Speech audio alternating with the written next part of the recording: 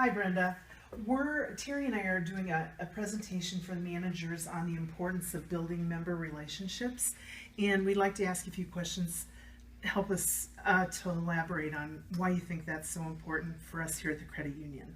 Okay, well, thank you, Sue and Terry. Actually, member relationships are very important, and primarily it's because that's the sustainability of our credit union in the future.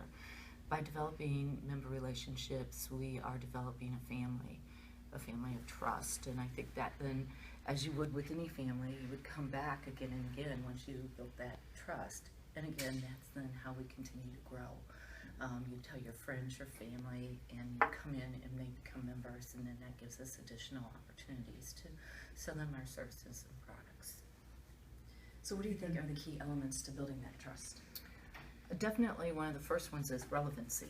You know, if we are not relevant to our members, just sitting down and checking off a list is not sufficient. You've got to actually have a relationship built with them over time to where you're providing them information on products and services that are relevant to them. For example, you know, you wouldn't tell somebody who's looking to purchase their new car about wealth management services if they don't have those kind of funds available, but vice versa, a member who has probably a checking and savings certificates, they would be a perfect member from a relevancy standpoint for that type of product. So you need to know your products and understand how you can make them relevant to the member.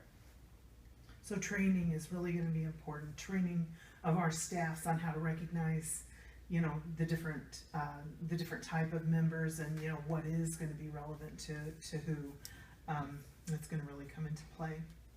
So explain to us, how does a credit union relationship differ from that of a bank and its customers? Well, I believe that we bring better value to the membership as a whole. And that goes not just from the relationships we're building, but primarily the products and services we're offering. We are at a much lower price. You know, the cost, if there are fees involved, there's usually a relative and a natural way you can work around those fees to avoid them, whereas at a bank, here it is for everybody. Well, here we give you, there may be a fee, but we give you several solutions that you have a choice how to avoid that fee. So overall, we're much better than a bank because of cost value to the member. Very good. Hi. So kind of in wrapping this up then, what tips, do you have any tips that you can give us as managers to really instill the importance of this in our staffs?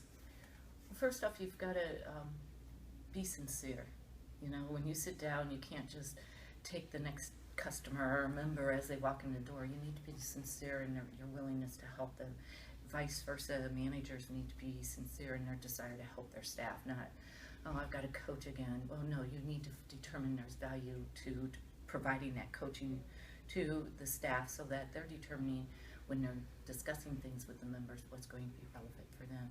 Always ask for the business. So that's something that when you coach as a manager, you should always encourage your staff to ask for the business. Never stop just because it's presumed that member isn't going to have a need. They may not have a need, but the person next to them or a relative or a family member or coworker may.